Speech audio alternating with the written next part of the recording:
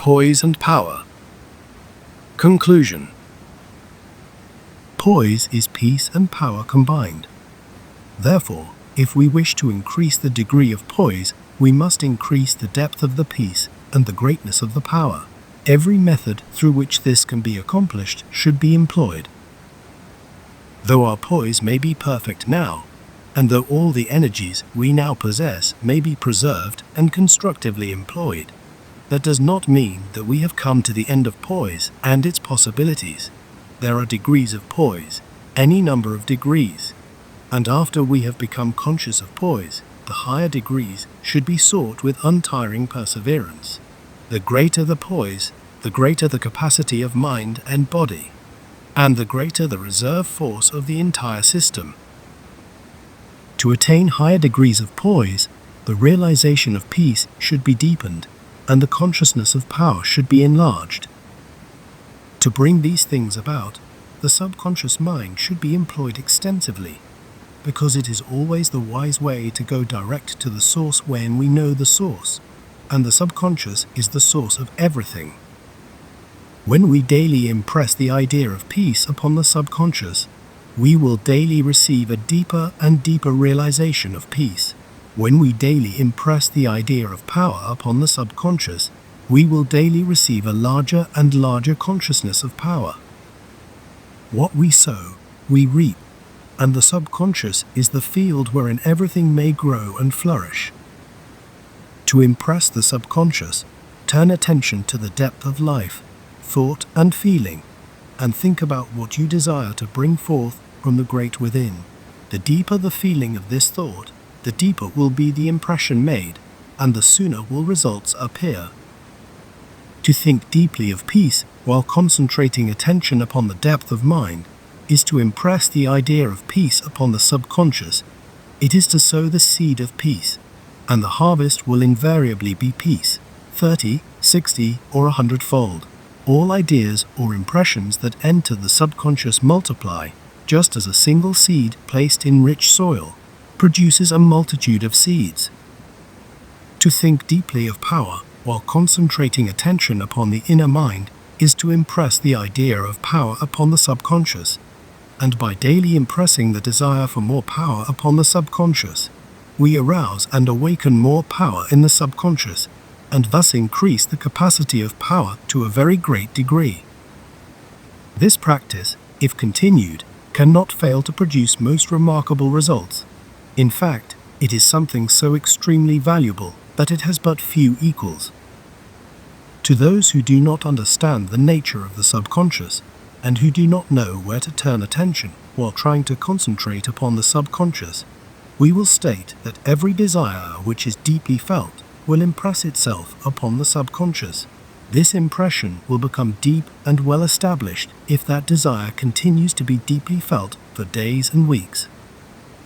When the desire is directly concentrated upon the subconscious mind itself, the results will naturally be greater and will appear in less time. To exactly locate the subconscious mind is not necessary. Neither is it possible because the subconscious is practically unbounded. We can, however, form in mind some idea as to the sphere of subconscious action, and it is upon this sphere we must concentrate.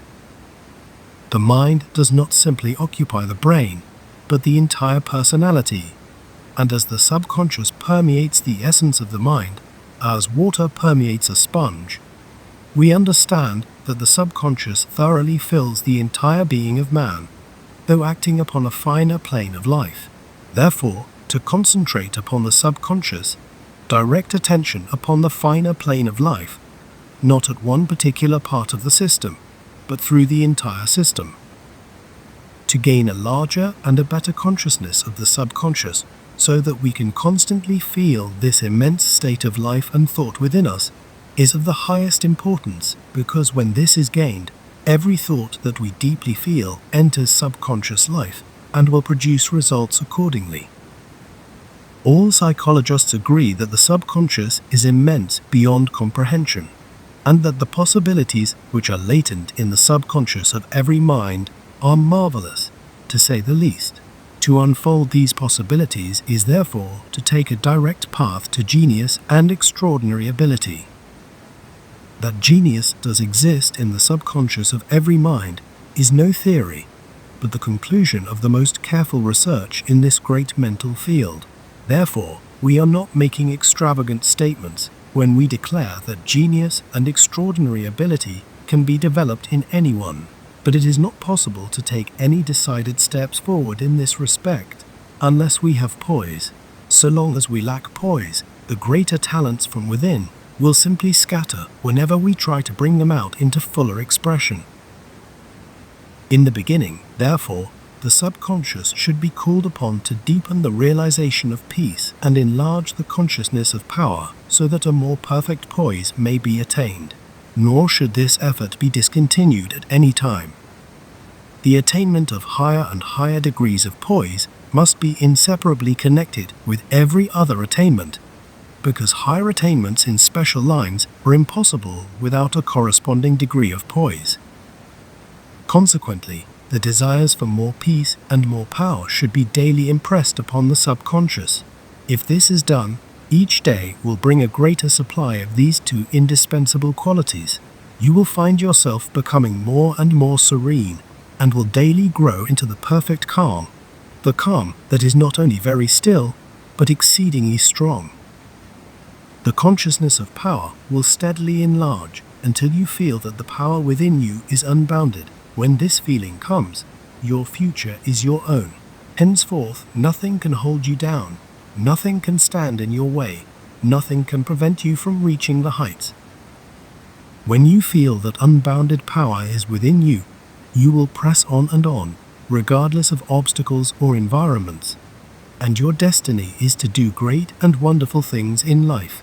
You have touched the real source of greatness. Therefore, greatness is assuredly in store for you. When this deeper peace is realized, and the greater power is felt, and when these two are united into the one perfect state, poise, the consciousness of real life begins. It is then that we realize that the greatest thing that man can do is to live. Not to merely exist, but to live. And life is the greatest thing, because all great attainments and all great achievements come from life, abundance of life. He who has found life, the strong, calm, invincible life, has found the peace which passeth understanding. He has placed himself in the sphere of that power which knows no bounds, and he has entered into that state of being that is greatness itself. He strives no more to become. He is. All that he has longed for, all that he has aspired to reach and attain, he finds in life. All about him is life, the calm, beautiful life. Within him is life, the same strong, serene life. And before him is life, eternal life, unbounded life, a life so rich, so marvelous, that eternity will be required to reveal it all. Everything seems new, everything seems possible. To simply live is supreme joy, and to think of the future is to have beautiful visions of the greater riches still in store. But will these visions come true? Yes, they will, and he who has found life knows that they will. He who has found life has discovered the limitless possibilities within. He knows that whatever man may undertake to do, the same shall be done, providing he lives, thinks, and works in life. The mind that has learned to be still and live has found the secret of all secrets. He has found that from which everything comes, that which can supply sufficient wisdom and sufficient power to do anything that man may desire to have done.